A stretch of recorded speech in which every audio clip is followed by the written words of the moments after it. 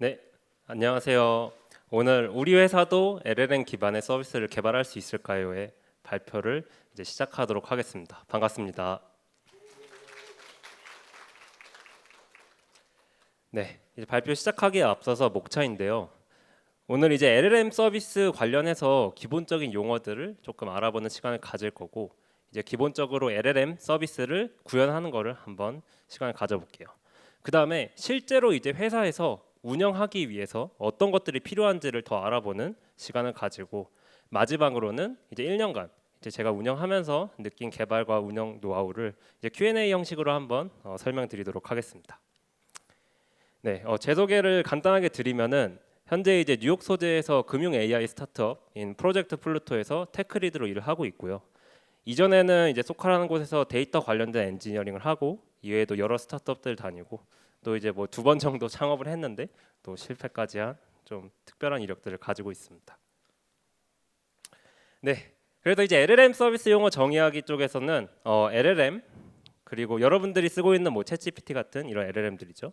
그리고 LLM을 잘 활용하기 위해서 프롬프트 엔지니어링, 그리고 파인 튜닝이 뭔지에 대해 알아보고, 그리고 LLM만으로는 서비스를 만드는 게 조금 힘들어서 이제 레그 같은 기법들이 나오고 있고, 이 레그를 이제 쓰기 위해서 임베딩이라는 기법들도 같이 알아보려고 합니다. 그리고 마지막으로는 LLM 서비스, 어떤 서비스들인지 좀 더 알아보도록 할게요. 네, 그래서 LLM이라는 거는 기본적으로 라지 랭귀지 모델이라고 하고, 이제 랭귀지 모델을 이제 크게 키웠다라는 의미거든요. 그래서 랭귀지 모델은 이제 다들 아시겠지만 자연어를 입력으로 받고 그 의미를 이해하고 처리하는 모델이에요. 근데 이제 LLM이 어떤 챗GPT 3.5라는 모델이 나오면서 아마 그때부터 본격적으로 용어들이 나왔지만, 사실 이전부터 랭귀지 모델은 이미 이제 많이 연구가 되고 또 서비스에서도 일부는 다 녹아서 활동을 하고 있었죠. 그래서 여기 이제 하단 왼쪽 하단을 보시면은 좀 되게 복잡해 보이는 그림이 있는데, 뭐 이거를 다 설명할 건 아니고요. 이런 이제 사람의 뇌를 본따서 인공신경망이라고 하는데, 요즘 이제 랭귀지 모델이나 라지 랭귀지 모델은 모두 이런 어떤 아키텍처를 차용을 하고 있어요. 그래서 여기 W라고 보시는 게 이제 뭐 가중치, B라고 하는 게 뭐 이제 바이어스라 해가지고 이런 것들을 이제 하나의 이제 모델을 구성하는 파라미터라고 용어를 정의하거든요. 근데 이제 LLM에서는 이 LM의 규모, 즉 인공신경망의 파라미터 개수를 기본적으로 수십억 개, 많게는 지금 수천억 개까지 파라미터 수를 엄청 늘렸어요. 그리고 또 학습을 시켜야 되잖아요, 모델은 기본적으로. 그때 이제 데이터들을 엄청나게 이제 넣는 거예요. 그렇게 하니까 자연스럽게 자연어 처리 능력이 굉장히 뛰어나지는 거예요. 그래서 여기 우측 이제 하단을 보시면은 이제 80억 개 파라미터의 기본적인 LLM이 그냥 단순한 숫자 계산이나 자연어를 어느 정도 이해하는 모습을 보였다면은, 이제 수천억 개 되는 파라미터 LLM 같은 경우에는 이제 복잡한 추론 연산도 할 수 있고 심지어 사람의 농담까지 이해할 수 있게 됐다는 거죠. 그래서 이런 어떤 LLM이 성능이 굉장히 좋다 보니까 업무나 비즈니스를 효율화하려고 하는 시도들도 굉장히 많이 늘어나고 있는 것 같아요. 네. 그래서 이제 오픈 AI의 챗GPT 3.5가 아마 2022년 11월 말 그쯤에 나왔던 것 같아요. 저는 그때 약간 좀 되게 놀랐거든요. 제가 기존에 알고 있는 랭귀지 모델이 이 정도 성능이 아니었는데 너무 혁신적으로 좋은 어떤 답을 해줘서, 그때 당시 3.5가. 네. 근데 이제 그때 이후로 이제 본격적으로 수많은 LLM 모델들이 나왔어요. 이제 이 우측의 이미지를 보시면은 이건 이제 사이트인데, 여기서 LLM 관련해서 랭킹을 이제 대시보드처럼 보여주는 사이트예요. 여기서 이제 보면은 거의 1위부터 15위까지 중에 대부분이 우리들이 알고 있는 뭐 챗GPT 관련된 모델들, 아니면 구글에서의 제미나이 모델들, 뭐 엔트로픽의 클로드 같은 모델들이 있고 다 상위를 차지하고 있죠. 그래서 여기 표에서 라이센스 쪽을 보면은 이 프로프라이타이어리라고 해가지고 독점하는 모델, 즉 오픈 소스가 아니고 우리 회사 그냥 이 모델들만 너네한테 서빙해주겠다, 그렇게 표현을 하는 거예요. 그래서 현재 LLM의 이런 점수들을 보면은 거의 대부분이 클로즈 소스고요. 이제 오픈 소스 LLM도 근데 그러면은 뭐 안 써도 되냐라고 하는데, 이제 메타에서 라마라는 이제 모델을 주도하에 오픈 소스 진영도 많이 확장이 되고 있어요. 그래서 기본적으로 이제 클로즈 소스 LLM은 저희가 돈을 내야 돼요. 그 API를 쓰거나, 여러분들도 아마 챗GPT를 뭐 구독해서 쓴다면은 20불 정도를 내고 쓰고 계시죠. 이제 그런 식의 어떤 비싼 모델들을 쓰느니 그냥 비용 절감을 하기 위해서 오픈 소스 LLM을 쓰고, 심지어 이제 어떤 오픈 소스는 이런 위에 있는 성능이 좋은 클로즈 소스 LLM보다 특정 도메인에서는 더 좋은 성능의 답변을 내기도 해요. 또 이제 뭐 저희의 뭐 스마트폰이나 노트북 같은 데서 돌아갈 수 있는 온 디바이스 같은 환경에서도 좀 LLM 혹은 이제 좀 더 모델 규모가 작은 랭귀지 모델을 많이 활용하기도 합니다. 그래서 이제 모델을 처음부터 개발한다 하면은 보통 프리트레이닝을 한다고 하고요. 이 모델을 이제 어떤 아키텍처만 잡고 많은 데이터와 이제 학습을 시켜서 예를 들면 요즘은 이제 워낙 파라미터 수도 크고 또 이제 데이터도 워낙 많이 필요하다 보니까 조그만 기업이라기보다 좀 큰 기업들, 지금 아까 얘기한 것처럼 오픈 AI나 뭐 엔트로픽 같은 큰 회사에서 이제 그런 LLM 개발을 주도를 하고 있죠. 거기서 이제 주로 프리트레이닝부터 시작을 하고 있고, 근데 이제 보통 어느 정도 규모가 조금 작거나 이미 있는 모델을 개선해서 활용하는 움직임도 굉장히 많습니다. 네, 그래서 그걸 이제 파인 튜닝을 한다고 보통 이야기를 하고요.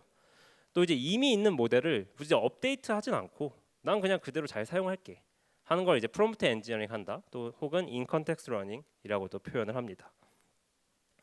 네, 그래서 파인 튜닝에 대해서 간단하게만 알아보면은 그냥 프리 트레인드 모델 혹은 그에 준하는 모델을 용도에 맞게 추가 학습하는 것을 의미해요.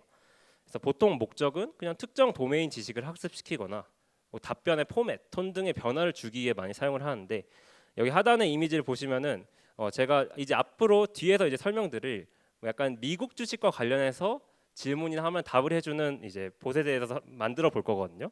거기 그 모델을 만약에 파인 튜닝을 한다고 하면은 기본적으로 이제 인풋과 아웃풋을 엄청 준비를 해요.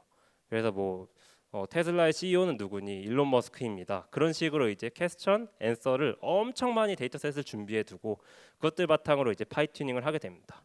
물론 이제 프리 트레이닝을 하는 것만큼의 엄청난 시간이나 비용이 필요하진 않지만 어느 정도 학습 속도가 좀 필요하고요.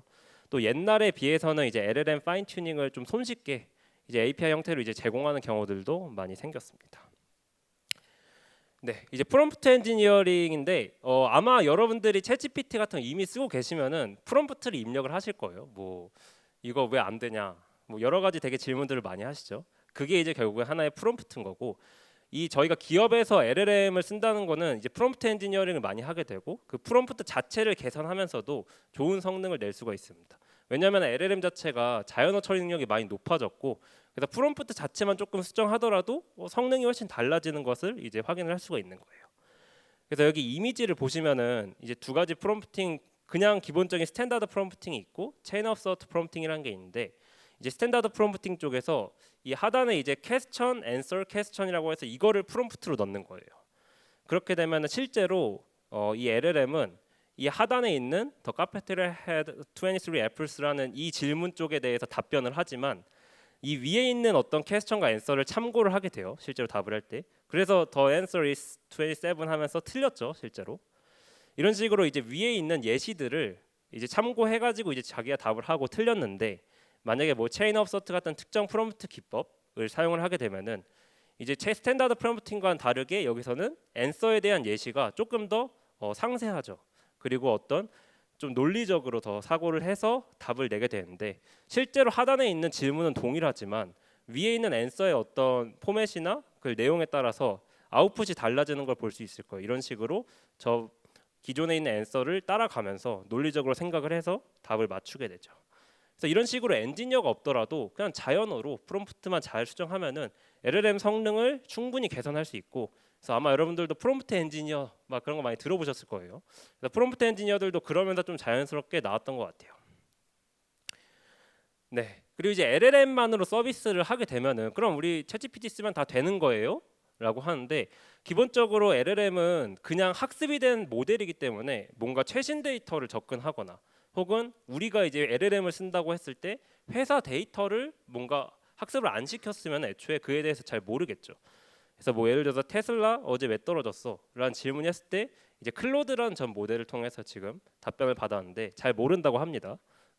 그래서 회사에서 뭔가 LLM을 쓸 때는 결국에는 이 답변에 필요한 소스들, 이제 회사 자체의 데이터가 될 수 있고 아니면 추가적인 뭐 외부 소스가 될 수도 있겠죠. 그런 것들 잘 찾아서 프롬프트에 보강해주는 Retrieval Augmented Generation, 그 RAG라고 하는 게 이제 등장을 하게 돼요. 그래서 현재 대부분의 LLM의 서비스는 이제 RAG로 구성된다고 보시면 될 것 같습니다. 그래서 RAG 핵심은 그냥 필요한 데이터를, 질문에 예를 들어서 필요한 데이터를 잘 검색해서 프롬프트에 넣어주는 거예요. 즉 어떻게 보면 검색과도 조금 연관이 있는데, 그 검색 방식이 현재 크게는 뭐 키워드 검색과 의미적 검색, 시멘틱 서치로 나뉘어요. 그래서 아마 이제 키워드 서치 쪽은 입력된 키워드와 정확된 일치하는 단어들을 포함한 자료를 찾는 방식으로 진행이 되는데, 이미지를 보시면 예를 들어서 엔비디아 주가를 예측해줘 뭐 이런 식의 퀘스천이 오면은 실제로 엔비디아 주가 예측 이런 키워드들이 많이 포함될수록 상대적으로 높은 점수를 받아요. 그래서 3번 같은 경우에는 되게 높은 점수를 받게 되겠죠. 왜냐하면 모든 키워드가 포함이 되어 있으니까. 반면에 이제 시멘틱 서치, 이 의미적 검색 같은 경우에는 이 엔비디아 주가 예측을 바탕으로 해서 뭔가 이제 유사한 소스들을 뽑아줘요. 그건 단순히 어떤 키워드가 매칭되냐 여부라기보다는 실제로 의미적으로 유사한가를 바탕으로 해서 이제 어떤 서치를 하게 되는데, 예를 들면은 주가 예측을 할 때 향후 전망도 알아야 되고, 10년 성과 리포트, 그리고 뭐 경제 지표와 상관관계 분석 등 이런 내용 실제로 키워드는 많이 일치하지 않더라도 의미적으로 많이 유사하면은 더 높은 점수를 받으면서 걸 수 있습니다. 그래서 이제 전통적으로 키워드 검색의 한계를 보강해주는 의미적 검색 방식을 이제 좀 많이 보편화되고 있는 것 같아요. 이 두 가지를 같이 활용을 하거나 아니면 조그만 스타트업에서는 그냥 시멘틱 설치만 적용해서 또 많이 레그를 만드는 것 같습니다.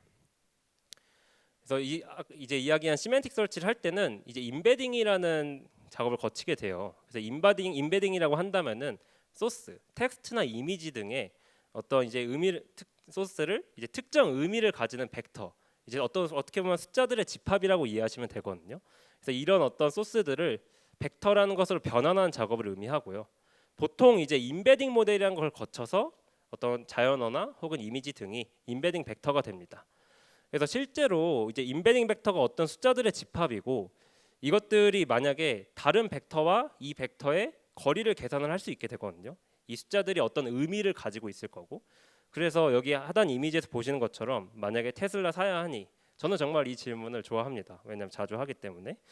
네, 근데 이제 이 벡터들을 이제 유사한 어떤 벡터들, 거리가 가깝다면은 기본적으로 유사하다고 판단을 하고요. 그래서 이제 저희가 뒤에서 다룰 벡터 DB에 이제 벡터들을 미리 이제 넣어놓고 어떤 질문을 임베딩 시켜서 이걸 벡터 DB에서 조회를 하는 거죠. 네. 그래서 뭔가 테슬라 주식 혹은 미국 주식과 관련된 어떤 컨텍스트를 가진 벡터들이 상대적으로 거리가 되게 가깝게 나오고, 반면에 헬스, 러닝 조금 이 주제와는 조금 거리가 멀죠. 그런 벡터들은 상대적으로 거리가 멀어서 유사도가 낮게 나올 거예요. 그래서 이제 임베딩 모델 같은 경우에는 보통 이제 임베딩 API로 많이 사용을 합니다. 실제로 임베딩 모델을 만들기도 하지만 이것 또한 이제 하나의 LLM으로 많이 활용을 하고 있고요. 그래서 오픈AI에서 제공해주는 그냥 임베딩 API를 사용해도 되고, 아니면 한국에서 이제 업스테이지라는 곳에서 솔라 관련해 솔라에서 임베딩 API를 또 한국어 전용으로 또 지원을 해주기도 해요. 이 외에도 이제 오픈 소스 모델도 되게 충분히 존재를 하고 있고요. 그리고 이제 임베딩 벡터들을 임베딩 API 통해 가지고 만약에 벡터가 나오면은 그것들을 이제 저장하고 또 거리를 계산을 해줘서 유사한 걸 찾는 거에 특화된 DB를 벡터 DB라고 합니다. 그래서 여기 우측에 보이시는 것처럼 실제로 벡터 DB도 종류들이 꽤 많아요. 그래서 이제 벡터 DB의 기능만 가지는, 그러니까 벡터 서치의 주요 기능을 가지는 벡터 DB가 있는가 하면은 저희가 알고 있는 뭐 포스트그레스QL이나 레디스 같이 이미 전통적인 데이터베이스에서도 이런 벡터들을 찾는 것을 지원을 해주기도 해요. 그래서 기업에서는 뭐 목적에 맞게 선택을 하게 되죠. 그래서 현재 LLM 서비스 개발에서 임베딩 API랑 벡터 DB는 거의 필수라고 보시면 될 것 같아요. 뭐 이제 이 LLM들이 서비스들이 진짜 많아요. 이 지금 보이시는 되게 조금해서 안 보이는 기업들뿐만 아니라 엄청나게 많은 기업들이 요새 나오고 있고, 그만큼 이제 LLM 가지고 진짜 이것저것 많이 시도하고 있는 것 같아요. 작년부터 시작해가지고. 그래서 이제 LLM 인프라, 그러니까 뭐 오픈 AI나 뭐 구글, 뭐 엔트로픽 같이 LLM을 아예 직접 만들고 그걸 서빙하는 기업들이 있고, 또 이제 이미 만들어진 LLM을 한번 파인 튜닝하거나 아니면은 프롬프트 엔지니어링의 배포 등 LLM 서비스를 이제 좀 더 개발하기 쉽게 지원해주는 인프라 환경도 많이 성장을 하고 있습니다. 뭐 이제 저희는 이제 금융 관련된 AI 스타트업인데, 금융, 뭐 법률, 헬스케어 등 여러 분야에서 이미 LLM이 생각보다 많이 성숙도가 올라왔어요. 이것들을 활용해서 내부적으로 사용을 하든 아니면 고객들한테 제공을 하든 이미 활발하게 LLM을 도입하고 있고요. 뭐 기업용 AI 솔루션으로 세일즈포스나 어도비 등에서도 아마 여러분들이 회사에서 이미 접했을지는 모르겠지만 업무 효율을 높이는 시도들도 되게 많이 일어나고 있습니다. 네, 살짝 지루했던 용어 관련 시간이었고요. 이제 실제로 만약에 LLM 서비스를 구현한다고 하면 어떻게 할까를 이제 가볍게 먼저 시작을 해볼게요. 상황은 저는 미국 주식 하는 걸 굉장히 좋아하거든요. 그래서 이렇게 예시를 잡았어요. 미국 주식 질문에 답변하는 Q&A 봇을 만들어 보자. 그래서 이걸 이제 LLM을 가지고 이제 만든다고 하면은 기본적으로 프롬프트를 작성을 하게 됩니다. 예. 그래서 이제 미국 주식의 질문에 이제 답변을 해야 되기 때문에 기본적으로 저는 역할을 먼저 부여를 해주고요. 이거는 뭐 어떤 프랙티스가 있는 건 아니고 그냥 제가 그냥 프롬프트를 우선 짰다고 보시면 될 것 같아요. 그리고 규칙들을 설정을 해줘서 뭔가 질문을 먼저 이해하고 좀 이따 이제 찾게 되는 소스들을 바탕으로 답변을 해줘. 이것과 관련돼서 좀 규칙들을 조금 넣어봤고요. 그리고 이제 이건 어떻게 보면 하나의 프롬프트 템플릿이기 때문에 실제로 질문이 들어오면은 질문을 넣어주고 좀 이따 어떤 벡터DB 같은 걸 활용해서 데이터를 찾으면은 이걸 소스로 같이 넣어주게 될 겁니다. 그리고 뭐 우선 GPT-4 여러분들도 많이 쓰시는 이 4가 좋으니까 API로 활용을 먼저 해보도록 하겠습니다. 네, 이제 그러면은 레그의 핵심은 아까 데이터를 최대한 잘 찾아서 프롬프트에 넣어주는 거였잖아요. 그래서 주식 관련된 데이터를 그럼 이제 잘 수집하는 게 중요하겠죠. 그래서 뉴스 데이터, 뭐 야후 파이낸스나 미국 주식 관련된 어떤 뉴스를 제공해 주는 곳에서 크롤링을 하고요. 아니면 이제 또 SEC, 이제 미국 기업들의 어떤 재무제표를 확인할 수 있는 뭐 그런 이제 SEC에서 공시자료를 가져오거나 아니면 증권사 애널리스트들의 리포트 등을 조금 이제 데이터베이스에 넣는다고 하겠습니다. 네, 그러면 이제 시멘틱 서치 아까 이제 우리는 벡터DB를 사용을 할 건데 이 시멘틱 서치 위해서는 이제 데이터를 좀 전처리하는 작업이 필요해요. 그래서 예를 들면은 뭐 원문 텍스트를 기준으로 쪼개는 작업이 필요해요. 예를 들면은 우리가 PDF를 만약에 40장 정도 되는 PDF가 있어요. 그럼 그거를 그냥 통째로 인베딩 모델에 넣고 하나의 인베딩 벡터를 얻게 되면은 너무 많은 의미를 이제 내포하고 있다 보니까 좀 정확도가 떨어질 수 있거든요. 그래서 이제 보통 레그를 만들기 위해서 데이터를 이제 원문 소스들을 되게 어떤 특정 기준으로 쪼개요. 예를 들면은 문단별로 쪼갤 수도 있고요. 아니면 글자 길이 기준으로 쪼갤 수도 있고 되게 여러 가지 기법들로 이제 청킹을 하게 됩니다. 그래서 어떤 다큐먼트들이 있으면은 이것들을 프로그래머틱하게 청킹을 해서 다큐먼트들이 또 나오겠죠. 그럼 이것들을 인베딩 모델 거쳐서 이제 인베딩 벡터들을 얻게 됩니다. 이런 숫자들의 집합들을 얻게 되면은 이제 벡터DB에 저장을 하게 되죠. 그래서 이건 뭐 이해를 돕기 위해서 자연어로 그냥 간단하게 표현을 해봤는데 테슬라 지금 사야 되나요? 라고 이제 벡터DB에 요청을 하면은 이미 아까 청킹되어서 인베딩된 이제 벡터들을 가지고 실제로 이제 답변을 하게 됩니다. 최대한 거리가 가까운 애들을 답변을 하게 되는데 여기서 보시면은 스코어가 높은 애들이 이제 의미적으로 유사하다는 거거든요. 근데 보면은 테슬라 분석 리포트, 뭐 테슬라 중국에서 판매량 이런 식으로 의미적으로 이제 유사할수록 점수가 높게 나오고 반면에 엔비디아 같이 조금 미국 주식 관련은 유사하지만 좀 의미가 다른 거는 점수가 낮게 나오게 됩니다. 그래서 이렇게 이제 만약에 우리는 다큐먼트들을 이제 추출했다라고 하면은 실제로 프롬프트에 그 뽑은 벡터DB를 통해서 가져온 이 다큐먼트들을 넣어주게 됩니다. 그래서 아까 그 템플릿에서 질문과 소스를 넣을 수 있었는데 사용자 질문을 넣고 또 이제 소스로 아까 벡터DB를 통해 찾은 소스들을 넣게 되겠죠. 그래서 지금까지의 과정을 한번 파이프라인 조감도로 보면은 이제 백그라운드 데이터 프로세싱 쪽이라고 해가지고 어떤 데이터를 크롤링하고 이 데이터들을 뭐 데이터베이스 같은데 미리 저장을 해놓고 이것들을 바탕으로 벡터DB에 인베딩을 시키겠죠. 뭐 청킹을 하던가 여러 가지 작업을 하면서 그래서 이제 벡터DB가 거기에 데이터들이 들어있게 되면은 이제 사용자가 질문을 하게 되면은 그 질문을 인베딩 시켜서 벡터DB에 조회를 하게 되고 다큐먼트들을 받게 되면은 최종적으로 아까 프롬프트에 넣어서 GPT-4 API에 이제 요청을 하는 거예요. 그러면 API가 답을 해주겠죠. 지금은 테슬라를 사면 안 됩니다 하면서 뭐 사도 되고요. 네. 네 이거 뭐 네, 그래서 현재 LLM 서비스를 위한 최소 요구 사항 구현을 좀 완료했습니다. 그래서 뭐 최종 답변을 위한 프롬프트를 아까 만들었죠. 지금 간단하게 만들었지만 뭐 복잡하게 막 테크닉들을 시도할 수 있을 거예요.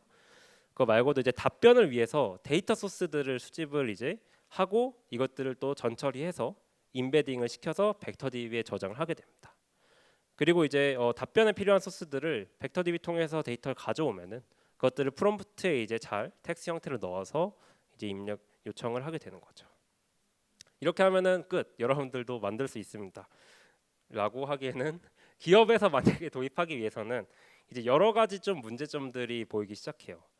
그래서 이제 상황을 우리는 이제 이걸 만들었어요. 가볍게 회사에서 POC로 이제 만들었다고 가정을 했는데 뭔가 좀 괜찮네. 반응들이 좀 괜찮아요. 생각보다 사람들이 이거 주식 테슬라 사는데 잘 됐어요. 뭐 그렇게 할 수도 있고요. 그런 상황에서 이제 정식으로 미국 주식 Q&A 서비스를 오픈해 보도록 할게요. 만약에 그렇게 되면 어떤 것들을 고려해야 될까요? 이제 예를 들면은 더 좋은 답변을 해주는 게 어떻게 보면 중요하겠죠. 그래서 이제 더 많은 데이터 소스들을 추가해야겠다. 그럼 이때 이제 데이터 엔지니어링 관련된 여러 가지 문제들이 이제 보이고요. 또 이제 중요한 거는 항상 좋은 답변을 해줘야 되는데 LLM이 가끔 이상하죠. 항상 좋은 답변을 해줄 수는 없죠. 가끔 약간 이상하게 답변하기도 하고 심지어 틀린 답변을 하기도 해요. 그래서 이런 LLM 할루시네이션 관련된 이슈가 있고 또 이제 레그 아까 그 결과를 봤는데 계속 이제 정량적으로 계속 개선을 시켜야 돼요. 그냥 이거 좋으니까 그냥 올리죠. 배포시키죠. 그게 아니라 이게 이 정도의 점수를 가지고 있는데 조금 더 높여서 배포를 합시다. 그런 식의 커뮤니케이션을 하게 되고요. 또 이제 이런 과정들에 있어서 LLM 서비스를 위한 인프라 환경이 필요해서 이제 뒤에서 이제 LLM 옵스 관련해서 이 환경을 또 다루게 됩니다. 네, 그래서 기본적으로 더 좋은 답변을 해주기 위해서는 데이터 소스가 더 많이 필요합니다. 그래서 더 많은 뉴스 기사들을 더 크롤링 해야 되고요. 또 이제 뭐 커뮤니티 관련된 글, 예를 들면은 뭐 레딧이나 X 같은 데서 글이나 댓글들 바탕으로 해서 어떤 특정 주식에 대해서 센티멘트들, 이 사람들이 살지 말지 어떤 그런 온도들을 분석을 할 수도 있겠죠. 그리고 또 이제 실시간 API, 실시간으로 뭔가 주가를 만약에 필요로 하는 경우가 있겠죠. 그리고 또 뭐 외부에서 데이터를 서치하기 위해서 구글 서치 같은 API를 또 활용을 할 수도 있을 거예요. 그래서 이렇게 데이터들을 잘 이렇게 끌어오더라도 잘 정제하는 것도 되게 중요합니다. 결국에는 임베딩 하는 작업이 보통 많이 들어가게 되는데 이제 예를 들면 PDF 리포트 같은 걸 보면은 대부분 PDF로 구성이 되어 있고 여기서 보면은 PDF는 보통 딱 텍스트만 있는 경우보다는 이미지도 있고 뭐 테이블도 있고 되게 막 이것저것 타이틀도 있고 되게 많잖아요. 근데 이런 것들을 데이터를 전처리하는 과정에서 얘는 이미지고 얘는 테이블인지 그런 것들을 다 분리해서 저장을 보통 따로 해주게 되고요. 또 이제 어떤 이 패러그래프들 그것들을 또 이제 청킹하기 위해서 텍스트들을 잘 분류하는 것도 되게 중요해집니다.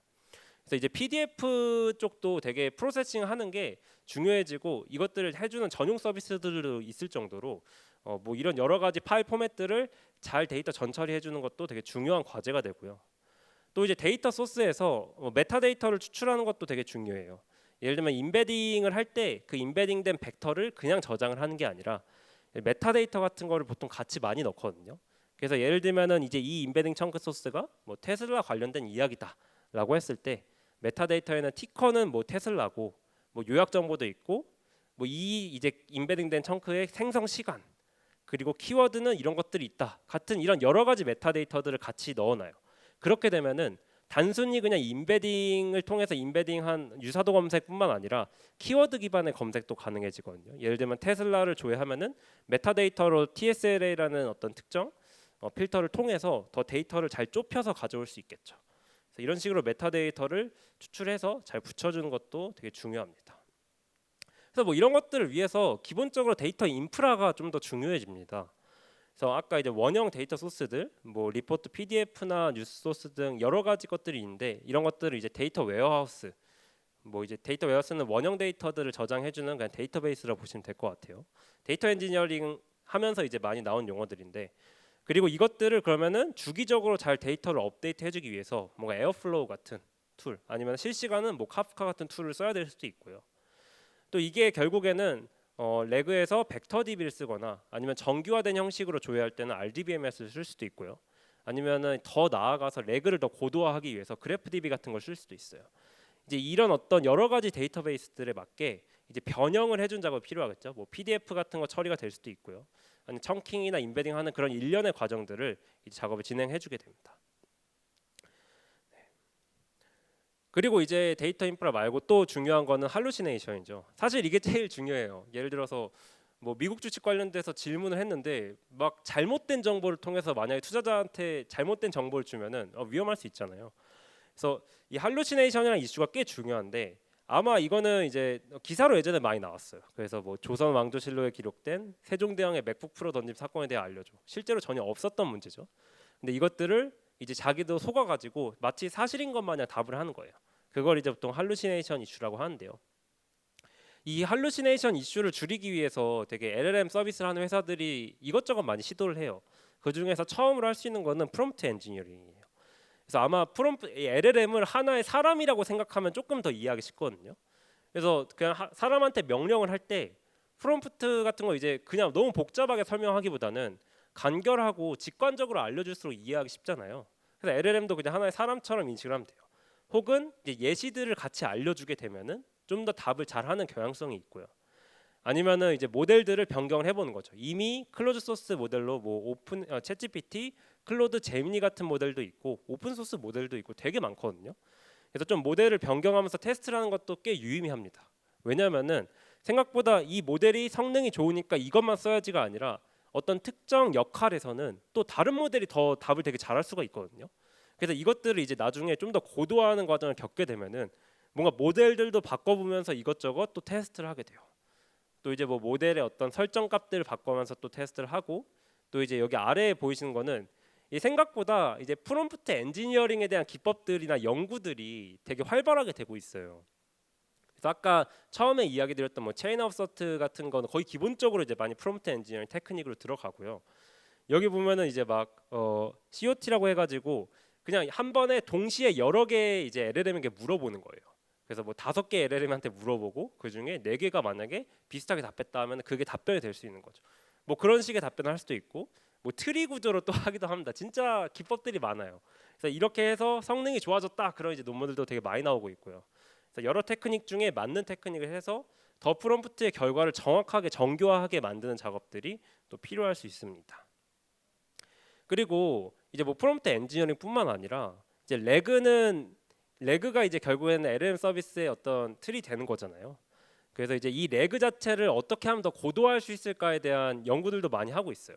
그래서 저희 회사에서도 비슷하게 이런 기법들을 많이 사용을 하고 있는데 뭐 예를 들면은 쿼리 트랜스포메이션이라고 해서 질문 자체를 저도 이제 보통 질문할 때 되게 대충 질문하는 경우가 많거든요. 어차피 AI가 해주겠지 하면서.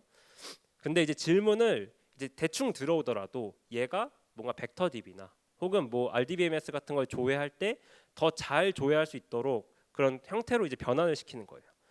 그래서 이제 뭐 질문을 더 구체적으로 쪼개서 뭔가 이제 뒤에서 벡터 DB를 태우는 경우들도 있고요.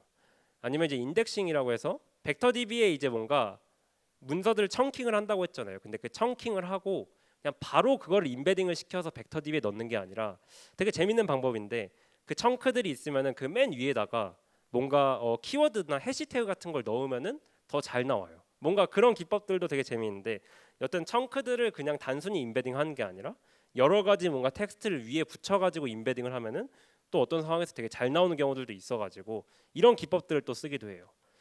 그리고 리트리벌도 사실 이건 너무 중요한데 아마 검색 엔진을 막 개발하시거나 좀 알고 계시는 분들 알겠지만 보통은 되게 많은 정보들을 이렇게 가져와서 이것들을 질문에 맞게 잘 추려서 결국에는 반환을 해주거든요. 그래서 이것들 이제 뭔가 문서를 우선 많이 뽑고 필터링을 하고 어떤 게 제일 연관도가 높은지 순위를 매겨가지고 뭔가 뒤에서 처리를 하게 돼요. 그래서 예를 들면은 이런 기법들도 있을 수 있겠죠. 챗GPT한테 문서들 예를 들어서 벡터 DB에 나온 문서들 한 30개를 넣어주고 야, 이 중에서 가장 이 질문에 대답을 잘할 것 같은 거 3개만 뽑아줘. 이런 식으로 이제 뭔가 필터링을 시킬 수도 있겠죠.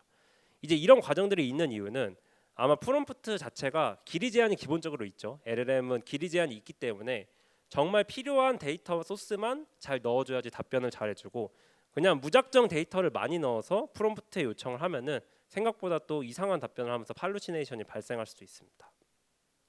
그래서 뭔가 이런 것들을 간단하게 적용해서 뭔가 락을 조금 업데이트 시켜봤는데요. 아까 테슬라 지금 사야 하나요?라는 질문에 대해서 뭔가 이제 저는 테스트를 해보니까 클로드 3.5 소넷이라는 모델이 생각보다 더 잘 나왔어요. 그래서 이 소넷 통해서 이제 물어보는 거죠. 그래서 이 질문을 뭔가 뭐 조회하기 쉬운 형태로 쪼개줘. 그래서 이렇게 뭐 퀘스천이 3개가 쪼개지고 좀 더 이제 데이터들도 더 체계적으로 관리되면서 벡터 DB들도 목적에 맞게 여러 개가 있고 뭐 구글 서치 API 같이 실시간을 조회하는 API들도 같이 붙게 됩니다. 그래서 결과적으로 뭔가 다큐먼트들이 쭉 이제 나오게 되면은 이거를 필터를 하는 거죠. 또 이것들을 랭킹을 하면서 이건 이제 뭐 GPT-4 같은 LLM한테 요청을 할 수도 있고요.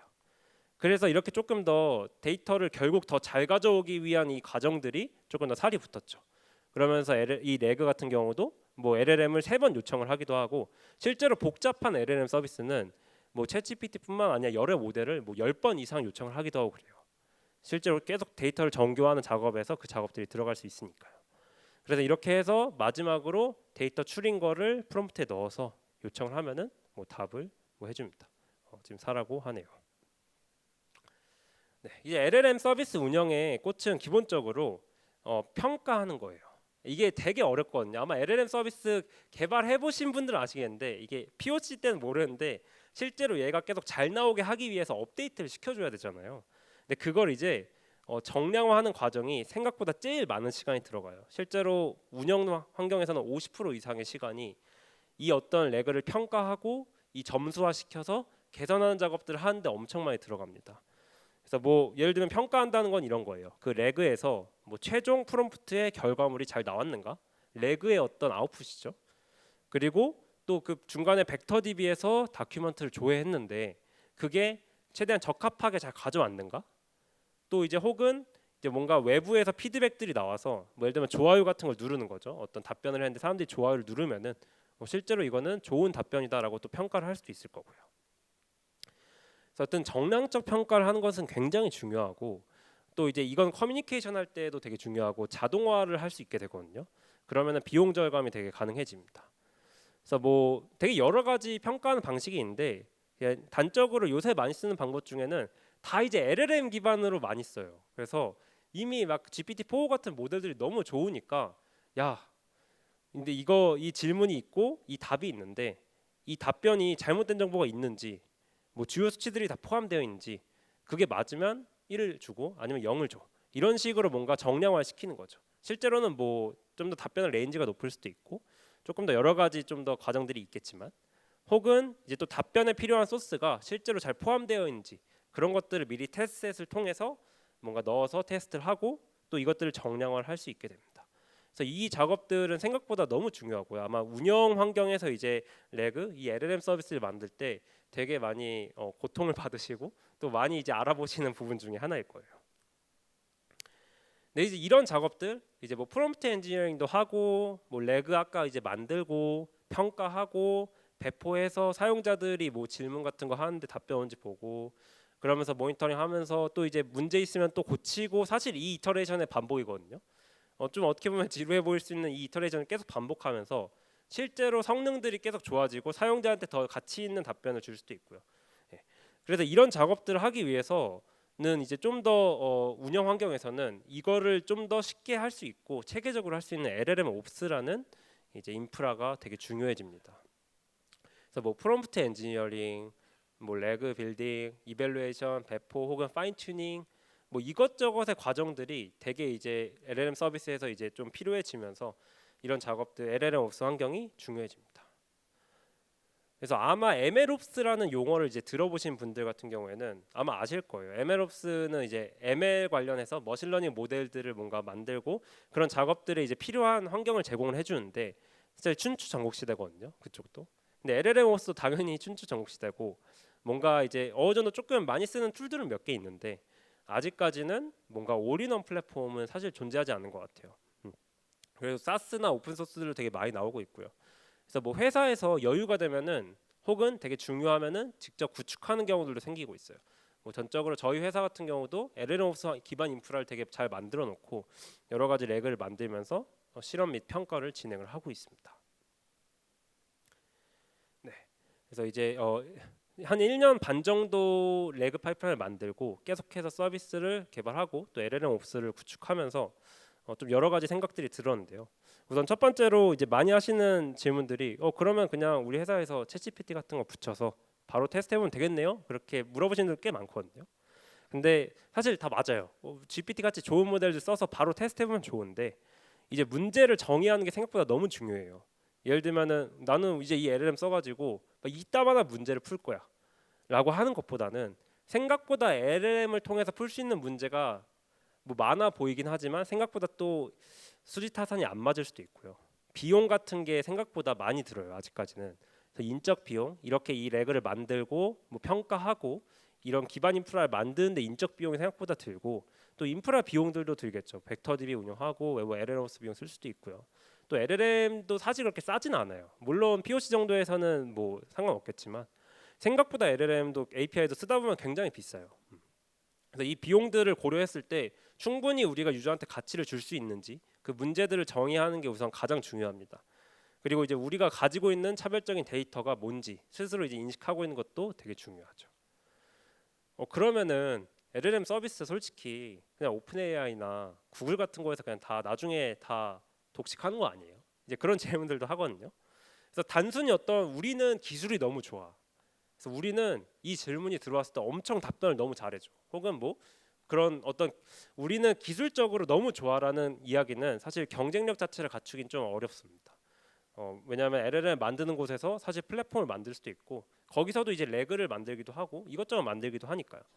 그래서 결국 우리들이 서비스하는 데에서 비즈니스하는 그 도메인에서 차별성을 가져야 되는데 제가 봤을 때는 LLM 서비스를 하는 곳에서 경쟁력 갖추려면 크게 세 가지인 것 같아요. 우리들만 가지고 있는 데이터가 무엇인가 해서 차별적인 도메인 데이터죠. 그리고 사용자랑 이제 AI가 자연스럽게 결합할 수 있는 사용자 경험 UX가 더 중요해지고 있는 것 같아요. 그래서 이 UX를 통해서 사용자도 되게 자연스럽게 AI한테 도움을 받을 수 있는 형태로 가면은 서비스에는 되게 큰 강점이 되고요. 그리고 이제 이런 것들을 아까 얘기한 것처럼 실험들을 계속 하고 계속 발전시키는 과정들이 있어요. 이런 것들을 뭔가 실패하고 계속 발전시키는 이 작업들을 할 수 있는 인프라 환경이 생각보다 중요한 경쟁력 요소가 될 것 같습니다. 그러면은 AI 엔지니어가 만약 없으면 바로 채용해야 될까요? 라고 하는데 기본적으로 LLM 관련 개발이나 인프라 환경은 뭐 아시겠지만 파이썬을 중심으로 많이 발전이 돼요. 파이썬 애초에 머신러닝 때부터 이미 주요 언어로 이미 채택이 됐죠. 근데 이제 생각보다 뭐 자바스크립트도 지원이 늘고 있어서 뭐 여러 가지 언어들도 지원이 되고 있습니다. 근데 이제 이 LLM 서비스를 만든다는 거는 보통 이제 레그를 만든다고 많이 이야기를 하는데 이 레그는 아까 이야기한 것처럼 뭔가 프롬프트 엔지니어링을 하고 뭔가 벡터 DB를 하고 이런 것들은 꼭 ML 엔지니어나 AI 엔지니어가 없더라도 할 수 있어요. 기본적인 레그 같은 경우에는. 그래서 뭔가 POC를 만든다거나 할 때는 이런 백엔드나 데이터 엔지니어 파이썬 충분히 쓸 수 있고 오픈 소스도 활용해서 어느 정도 프로덕트 만들 수 있으면은 전 충분히 기술력으로 가능하다고 보고요. 그래서 별도의 어떤 파인 튜닝 같은 거 하진 않고 우선 LLM 우리는 이거 그냥 API처럼 바로 사용하면은 사실 기존의 AI 엔지니어가 알아야 될 그쪽 이제 도메인 지식들을 API만 그냥 써가지고 활용을 하면 되기 때문에 조금 더 이제 러닝 커브가 낮아졌다고 볼 수 있겠죠. 그런데 물론 이제 운영 환경의 레그를 더 고도화해야 되면은 좀 더 여러 가지 아까 보여드린 것처럼 여러 가지 기법들이 필요하고 또 논문들 찾아봐야 될 수도 있고 여러 가지 인프라 환경들이 또 필요할 수 있어요. 그래서 이때는 좀 이제 채용을 고민해 보는 것도 방법이지 않을까 싶고요. 네, 이제 마지막 질문인데 내가 만약에 처음부터 다시 LLM 서비스를 만든다면 어떻게 할까? 뭐 정리하면은 이제 문제 정의가 저는 되게 많은 시간 쓸 것 같아요.